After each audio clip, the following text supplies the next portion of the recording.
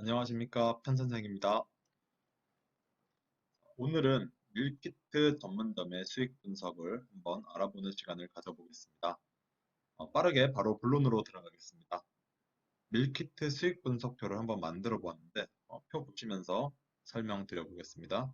참고로 저는 최악의 경우만 생각하면서 보수적으로 수익표를 짰기 때문에 본인이 해당되지 않는 지출 비용이 있으면 알아서 제외해 주시면 되겠습니다. 그럼 가시죠. 수익 분석하기 전에 어느 A 업체 홈페이지에 나오는 간단한 수익 분석표를 한번 보겠습니다.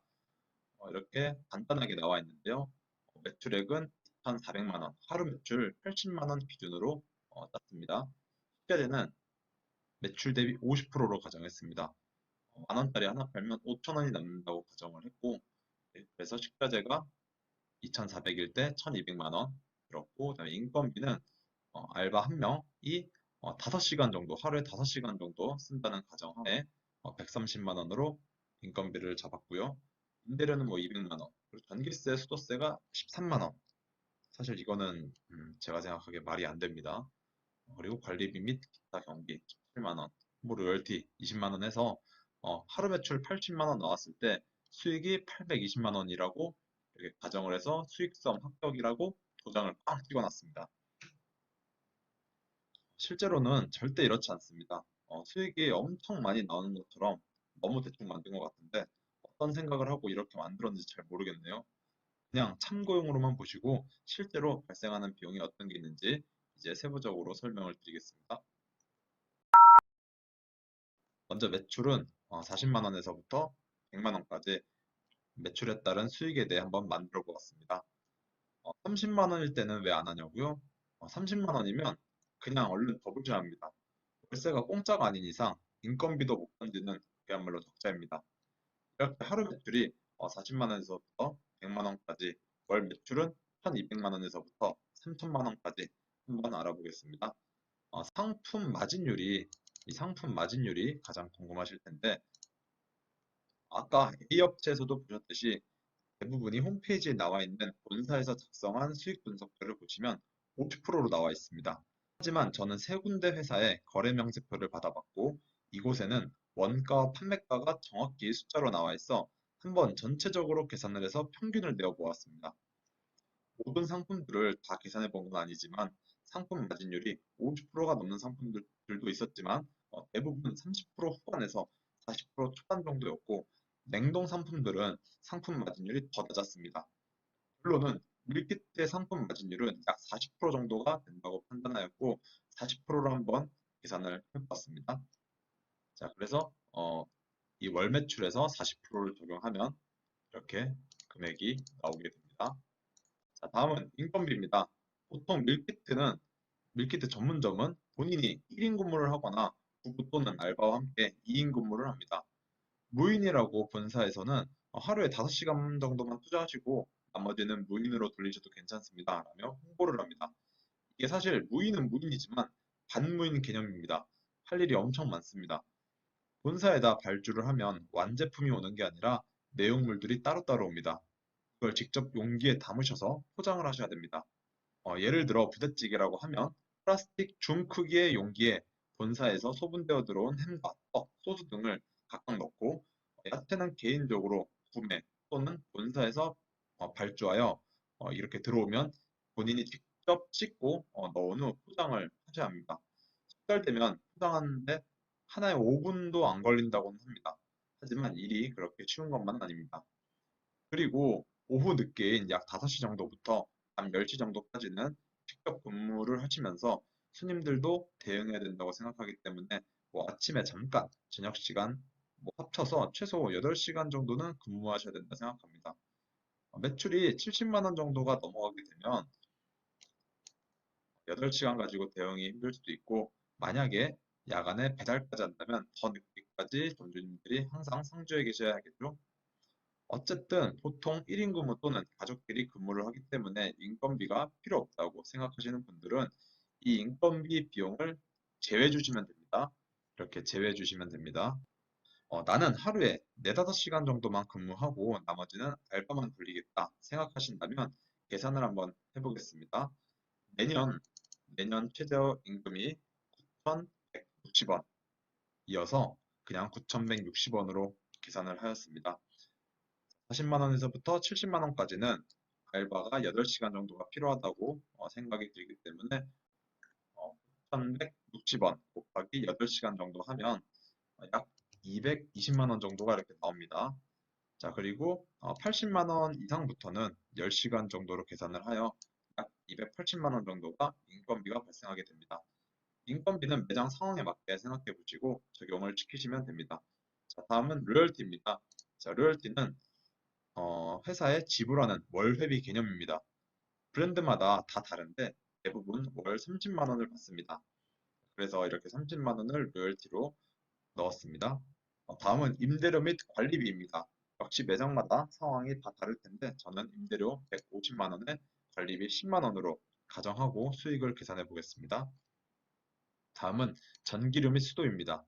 사실 매장에 상품 진열용으로 보통 5대 정도가 있고 창고에 보관용 냉장고 한 2대 정도 그리고 냉동고 1대 정도 운영하게 되면 약 10평 기준으로 전기료가 뭐 엄청 그렇게 많이 나오지는 않습니다. 그래도 14시간 돌아가기 때문에 전기료와 수도요금으로 한 40만 원 정도는 잡아야 된다고 생각합니다.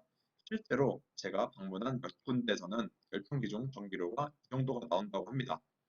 아까 A업체 수익 분석표를 보시면 이렇게 전기세, 수도세가 13만 원으로 나와 있습니다.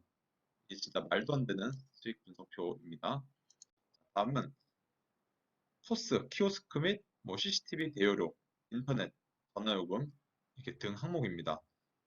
포스, 키오스크나 CCTV는 구매를 하셔도 되는데 구매를 하게 되면 약 400만 원 정도의 비용이 발생합니다. 그리고 인터넷 전화요금 등 비용도 월 한 약 5만 원 안 되게 나올 거고요.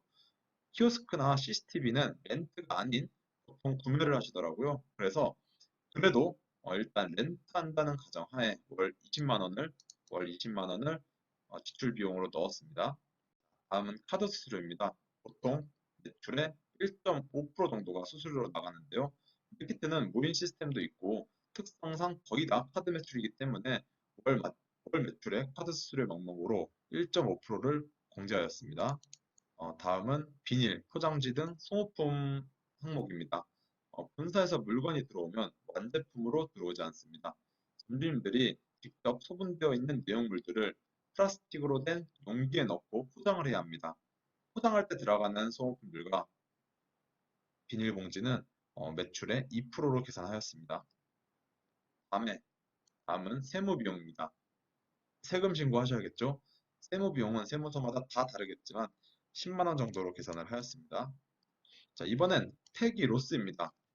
통변이 지나서 폐기가 나는 경우는 거의 없다고는 하지만 그래도 진짜 폐기가 나는 경우 또는 내용물 중 야채가 물렀다든지 손님이 먹고 뭐 맛이 없거나 뭐 배탈이 났거나 이런 클레임이 들어왔다든지 그다음에 문의 시스템을 사용하면서 3개를 찍어야 되는데 뭐 2개만 찍는 등 어떠한 문제로 인해 상품들 중 폐기나 로스 비중이 분명히 발생합니다.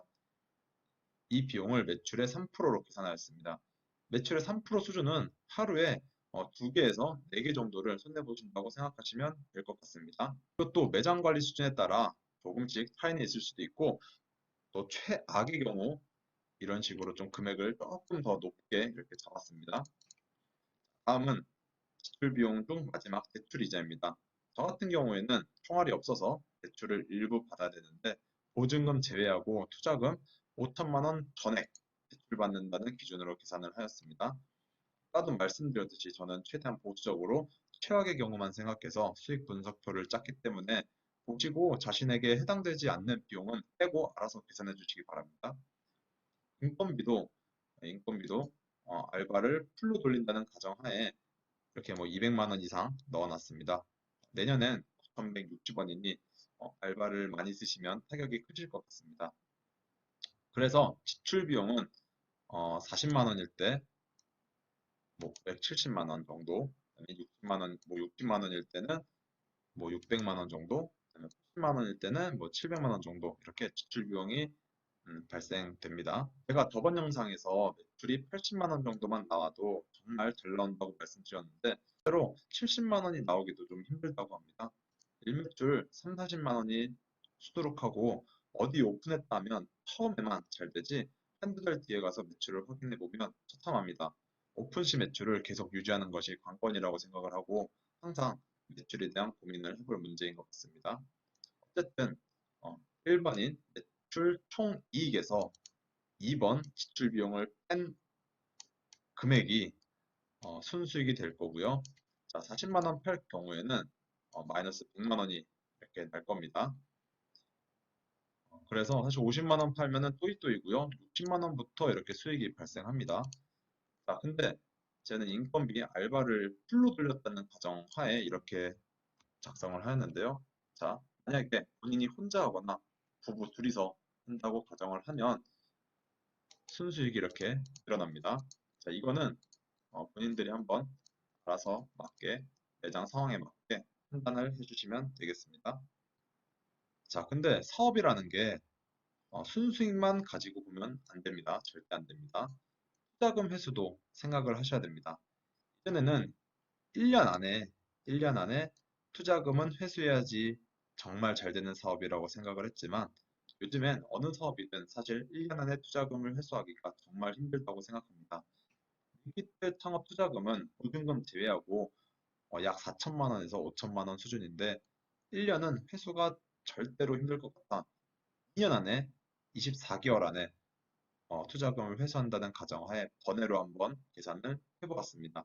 물론 2년 안에도 힘들 것 같긴 한데 희망사항으로 2년 안에 투자금 회수를 목표로 이렇게 계산을 해보았습니다.